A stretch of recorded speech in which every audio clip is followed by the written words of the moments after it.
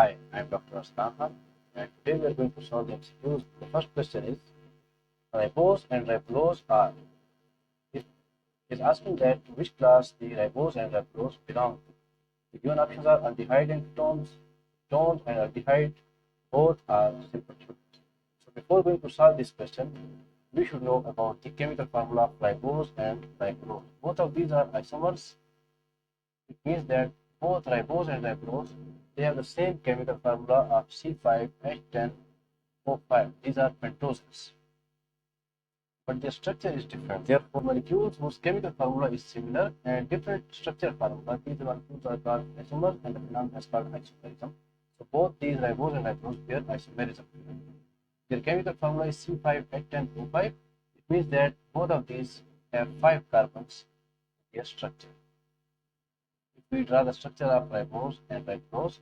So ribose, second one is ribulose.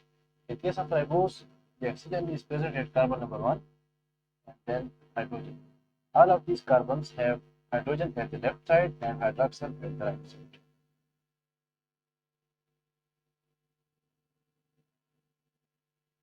And finally, hydrogen. Similarly, in case of ribulose, the oxygen is present in carbon number 2. There is hydrogen at the left side and hydroxyl at the right side to attach to the all carbons.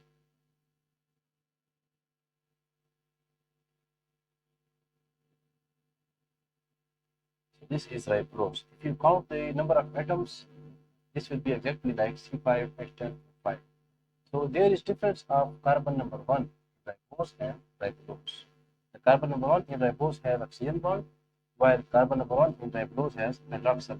We know that in case of aldehydes, the alkyl group is bonded to the carbonyl group and hydrogen, while in case of ketones, the alkyl group is bonded to the carbonyl group, again alkyl. In case of ribose, if we see that this is the alkyl group bonded to the carbonyl group and then hydrogen. So this is aldehyde.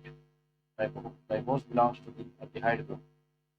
And ribulose, there is alkyl group R, then carbonyl group, and again alkyl group. So this is ketone. Alkyl group bond to carbonyl and again alkyl. So this is the ketone. The first option, the aldehyde, ribose is aldehyde and ribulose is ketone. This is correct option. In case of simple sugars, no doubt both of these are simple sugars. They belong to the monosaccharide class, but more specific options are present, so we should select the specific ones. Simple sugar is also correct, but the aldehyde and ketone option is more specific, so we are going to select this option, the aldehyde and ketone. Second question is, in which form glucose is stored in plants? Given options are chitin, cellulose, starch, and glycogen. We know that there are two types of carbohydrates. One is structural form, and the second one is storage form.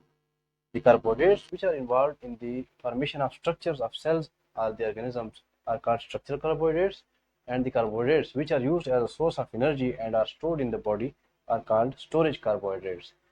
So he is asking about the glucose molecule in stored form in the plants. So the option 1, the chitin, it is structural molecule, it forms the cell wall of fungi. So it is structural molecule because it is synthesizing the cell wall. Similarly, cellulose synthesizes the cell wall of plants. So it is again structural molecule. The starch is present as storage form of the glucose in plants. So this is the correct option. And the last, glycogen, it is the storage form in the animals. In animals, the carbohydrates are stored in form of glycogen, but he is asking about the plants. So the correct option here is starch, because so plants store the starch molecules as their storage compounds for further metabolism at the time of need. Next question is, the structural polysaccharides are. The polysaccharides are the carbohydrates which are involved in the formation of structures of the cell or organism are. Given options are cellulose, starch, chitin. Cellulose forms the cell wall of the cell, so it is structural molecule, while starch, it is storage form in the plants, and chitin again, it forms cell wall. So this starch is the storage molecule, so this option is incorrect.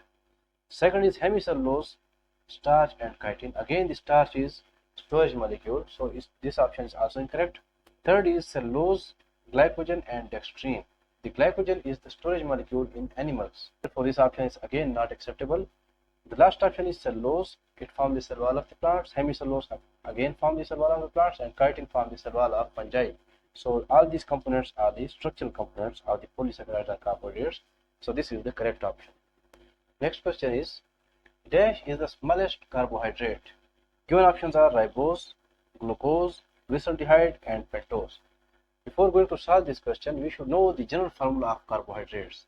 The general formula of carbohydrate is CH2O whole N, where N is the number of carbon atoms.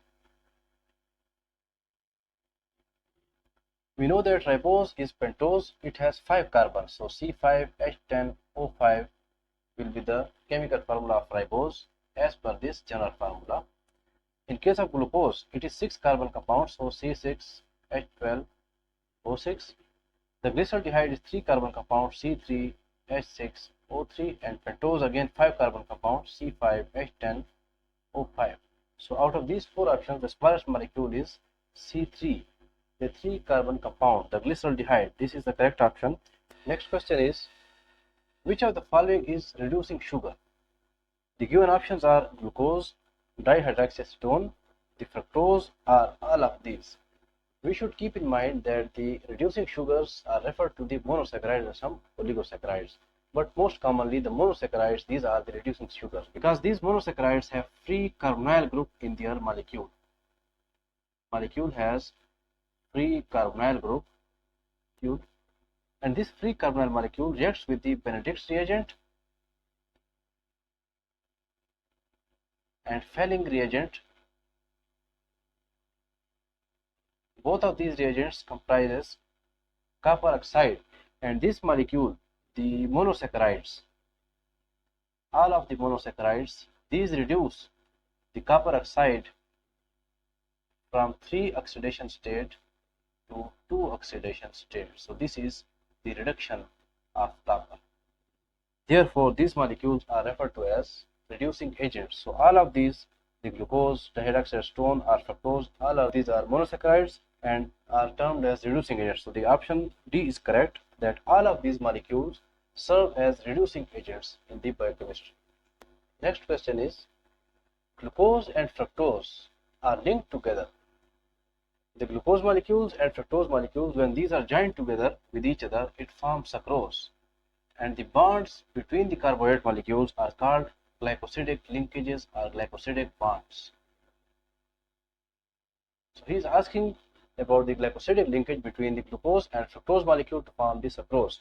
Given options are alpha 1 to 4 glycosidic linkage, alpha 1 to 2 glycosidic linkage, beta 1 to 4 glycosidic linkage, or beta 1 to 2 glycosidic linkage. This is fact-based question, and we should remember that the option B is correct, and the glucose and fructose molecules are linked together by alpha 1 to 2 linkages. It means that the carbon number 1 of glucose molecule is bonded to the carbon number 2 of fructose molecule, and this bond is called glycosidic linkage. So alpha 1 to 2 glycosidic linkage is the correct option in this case. The last and very important question is about the bonding of carbohydrates. The covalent bond which joins the hemiacetal group. Hemiacetal means when the alcohols are attached to aldehyde groups. Alcohols to the aldehyde groups. And we know the definition of carbohydrates, that these are the aldehydes or ketones of polyhydroxy alcohols. So alcohols when attached to the aldehydes, it means that this is referring to the carbohydrates. So the bond, covalent bond in which the hemiacetal groups of the saccharides to the hydroxyl group of organic compound is called. We know that the hemiacetal group is not a bond. This is a group in which the alcohols are added to the aldehydes. So this is incorrect option. Second is peptide bond. This is present between the amino acids or proteins. Third is glycosidic bond. This is basically the bond between the carbohydrate molecules, which is covalent in nature, and it joins the hemiacetal group of the saccharides to the hydroxyl group of any of the organic compounds. So this is the correct option, the glycosidic bond. Last is the carboxyl group. It means that carbonyl group when bonded to the alcohol.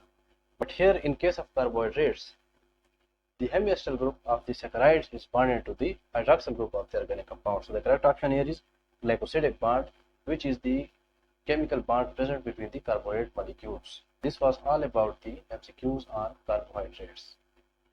Hope this video will help you a lot in preparing for your examination. Thank you.